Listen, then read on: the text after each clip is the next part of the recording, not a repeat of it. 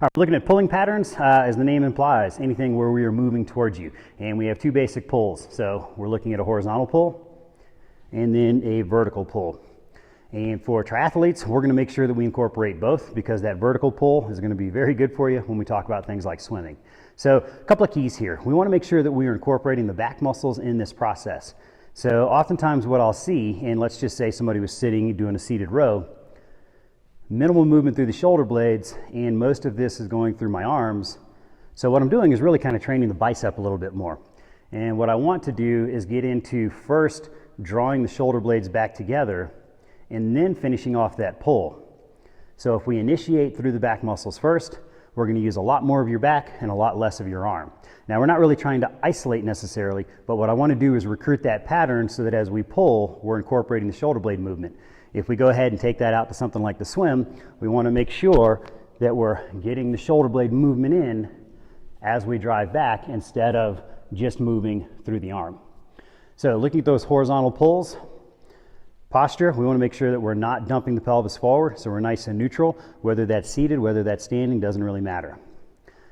Starting out, shoulder blades are going to be separated, and then we want to draw them together and then continue the pull and keep your shoulder away from your ear. Now, a lot of times I'll put in there, make sure your shoulders are down and back, or as much distance between the shoulder and ear as possible. There's no such thing as pinching your shoulder blades together too much. So far, I've never seen somebody overlap their shoulder blades. So I want to encourage that where we get as much pinch as possible. So shoulder blades are apart, drive them together, finish the pull. And then when we look at range of motion, I don't want your elbow to go back behind your shoulder. So we're not really incorporating more back muscles when we go there. We're just bringing this into the arms, and actually it goes into stress in the neck. And then, a little bit, the rotator cuff's getting pitched forward, and it's wrapping around from the backside trying to hang on for dear life. So that 90-degree position, or elbows even with the shoulder. Now, you can always pinch your shoulder blades back further. I just don't want the elbow going back past the shoulder. So another move I frequently use, I call it a lat sweep, where we're taking a bar or a band from here and then driving the arms down. So it looks a little bit different, but the concept is the same. First thing I want you to do is drive the shoulder blades. So I'm setting them down, shoulders away from the ears, and then pinching them together, and then continuing my pull. And even in the bottom position, try to pinch those shoulder blades back a little bit more.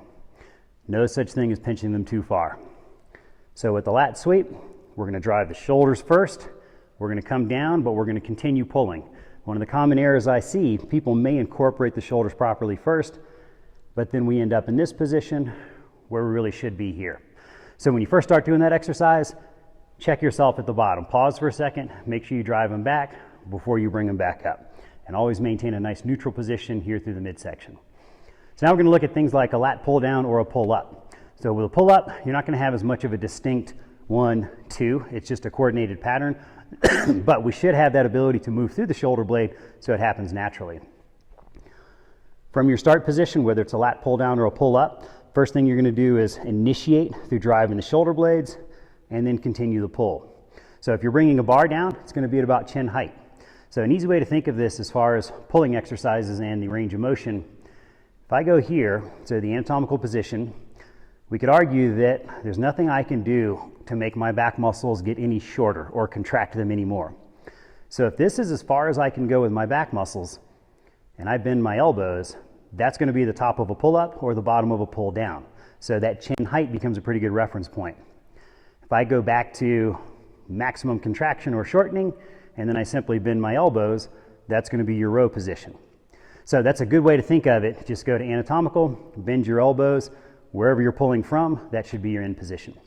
So again, vertical, we're going to initiate through the shoulder blades, drive down, and we're going to end up at about chin height.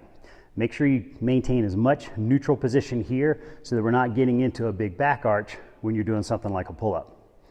Now, the guidelines, they're going to apply unilateral or bilateral. They're pretty much exactly the same, and it doesn't matter if I'm here doing a one-arm row or if I'm using a cable doing a one-arm row. Mechanics are the same. So we're going to make sure we initiate and drive movement through the shoulder blade.